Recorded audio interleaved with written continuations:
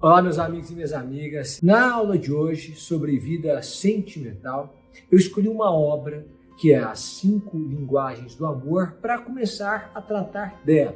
A verdade é que Gary Chapman trata nessa obra sobre 5 maneiras de manifestação do amor. Cada pessoa teria um estilo e isso seria importante para que você compreendesse o estilo da pessoa com quem você está ou com quem você estará. Portanto, a aula também é aplicável a você que está solteiro ou solteira. Gary Chapman é um pastor que há 30 anos, ou mais do que isso até hoje em dia, aconselha casais. Então ele trata de aconselhamento conjugal. Por que alguns casamentos dão certo? Por que outros não dão certo? Por que alguns relacionamentos são bem-sucedidos e outros, apesar de persistirem por vezes, significam, na verdade, uma prisão em que 2 pessoas se condenaram a viver de uma maneira infeliz? E será que é possível mudar isso? Será que é possível encontrar um caminho de felicidade dentro de um relacionamento sem precisar findá-lo?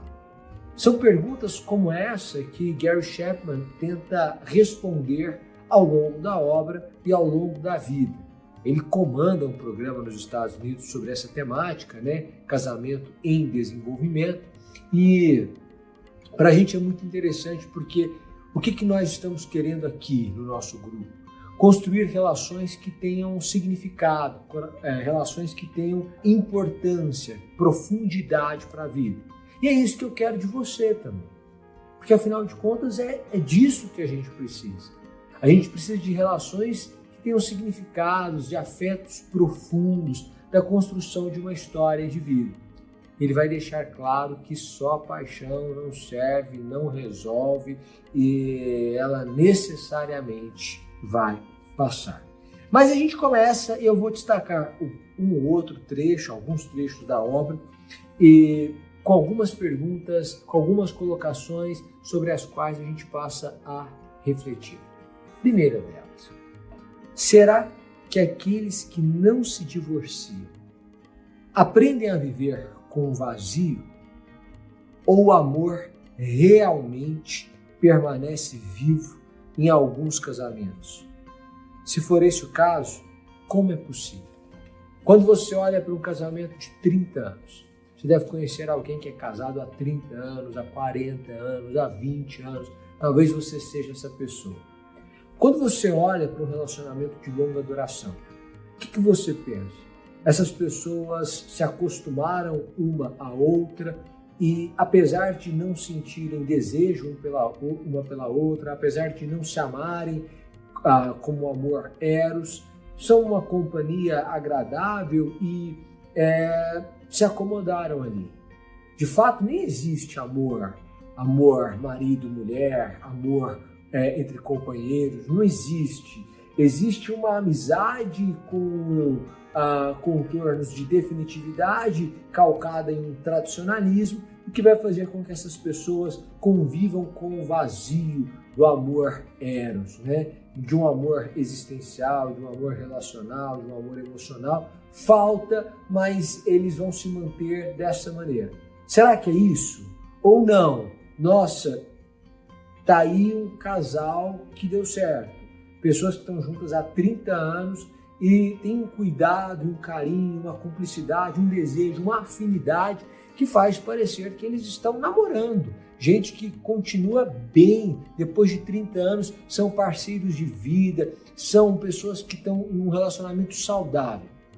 Aí, se você acha que existem esses casos, ainda que eles sejam raros, a pergunta que você deve se fazer é: como é que eu posso ser uma dessas pessoas? Como é que um relacionamento assim, um relacionamento que é uma raridade, é um relacionamento que dá muito certo, como é que eu posso construir esse relacionamento? Essa é uma colocação que ele faz, uma pergunta que ele faz e que vai nos inquietar nas nossas aulas aqui, A verdade é que o anseio pelo amor romântico no casamento está profundamente enraizado na nossa formação psicológica, né? O autor vai nos lembrar disso. Porque, veja você, desde muito novo, desde muito cedo, a gente aprende que em algum momento da vida a gente vai se apaixonar por alguém e a gente vai começar a namorar essa pessoa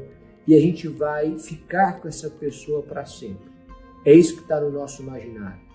Ninguém casa no gozo de suas faculdades mentais pensando em se divorciar na semana seguinte. Ainda que ele se divorcie na semana seguinte, é por um motivo superveniente ou pela descoberta de um motivo superveniente. Mas ninguém se casa com essa intenção. A gente quer, quando pensa em casamento, algo perene, algo para a vida. Mas o que acontece? A gente tem essa visão romântica, né? Ou na expressão do autor, o amor romântico enraizado. E isso, apesar de nos ajudar a detectar afetos, faz com que a gente tenha uma visão irreal do que seja o casamento. E essa é uma boa notícia, você perceber isso. Porque, na verdade, não significa que você vai amar menos. Significa que você vai amar melhor. Não significa que você vai desejar menos. Significa que você vai continuar desejando. Que você vai encontrar maneiras de. E aí eu começo a perceber que eu preciso de uma visão amadurecida de um relacionamento. Amadurecida de um relacionamento. O que acontece? Ele vai tratar na obra de um ponto central. As pessoas falam em diferentes linguagens de amor. Veja você o seguinte, nós temos uma língua que é primária, uma linguagem que é primária, português, por exemplo. Meu pai tem como língua primária o árabe. Mas ele fala português, mas a língua materna dele é o árabe. Isso significa que para ele é muito mais fácil conversar em árabe, escrever em árabe, se manifestar em árabe. Ele fala português, mas fala com sotaque. Você percebe claramente que não se trata de um brasileiro nada. Agora, eu nasci no Brasil, eu converso em português e isso para mim é muito tranquilo. Você provavelmente também. Para você, falar inglês pode ser muito mais difícil, ou certamente é muito mais difícil do que falar português, apesar de você talvez dominar o idioma e ser fluente no idioma. O que acontece? É a sua língua materna, é a sua linguagem primária. Só que você desenvolveu uma linguagem secundária, por exemplo, o inglês, por exemplo, o francês, por exemplo, o árabe.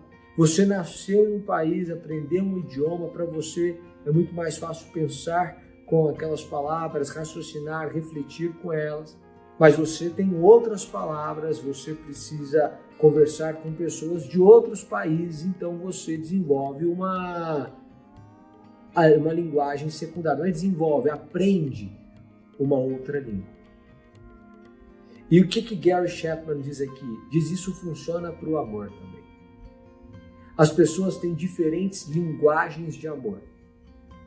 Então, se você pegar um brasileiro que só fala português e um russo que só fala russo e colocar os dois para conversar, eles vão ter que se comunicar por mímica, por gestos. A comunicação vai ser truncada e simplesmente não vai fluir.